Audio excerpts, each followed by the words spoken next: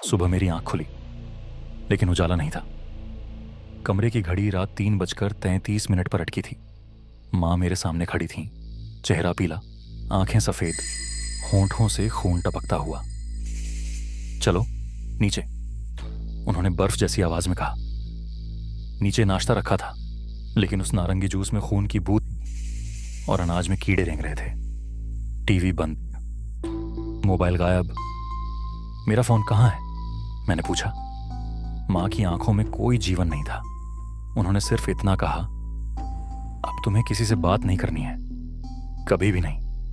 मैं टीवी का रिमोट उठाने लगी, तभी माँ ने बिजली की रफ्तार से हाथ बढ़ाकर रिमोट को तोड़ दिया और वो हंसने लगी। लेकिन उनकी हंसी इंसानों जैसी नहीं थी।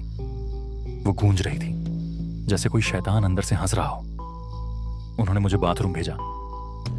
जा, आखिरी बार नहा ले। मैंने अपने तकिए के नीचे छिपाया हुआ फोन निकाला। मारिया का मैसेज आया। तू भी ब्लैक लेवल में आ गई है क्या? 5 के ऊपर वाले अब इंसान नहीं माने जाते। मेरी बहन को ले गए। उसने अपनी छाया खो दी थी। छाया। मेरे पैर कांपने लगे। तभी फोन पर ब्रेकिंग न्यूज फ्लैश हुई। भारत में अज्ञात तांत्रिक महामारी का हमला। जिन बच्चों की छाया धुंधली हो रही है, वो अब इंसानों की दुनिया के नहीं रहे। तभी माँ फोन छीन ली, लेकिन अब उनकी उंगलियां लंबी, काली और नाखून खून में डूबे थे। उन्होंने मुझे गले लगाया, लेकिन उनकी पीठ से एक और जोड़ी भुजाइयों निकली। वो अब माँ नहीं थी, वो कुछ और थी।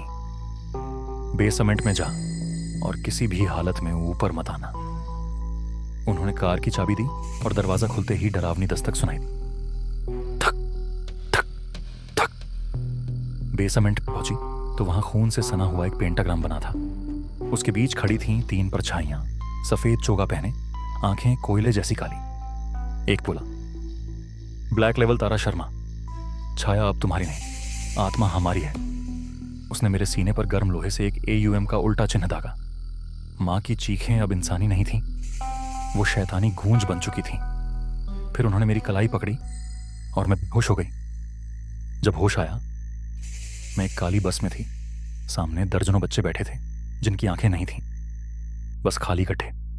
सभी की छाया वहां नहीं थी। ये बच्चे अब इंसान नहीं हैं, ये राख है। एक आदमी ने फुसफुसाते हुए कहा, तुम्हें एक बलि बनना होगा ताकि ये तांत्रिक रोग न फैले। बस के ड्राइवर के सिर पर सींग थे और बस अब किसी स्कूल की तरफ नहीं, एक काली मंदिर की ओर जा रही थी। अगर इस कहानी ने आपकी सांसें रोक दी तो सोचिए, अगर आपके घर का बेसमेंट भी कुछ छुपा रहा हो तो।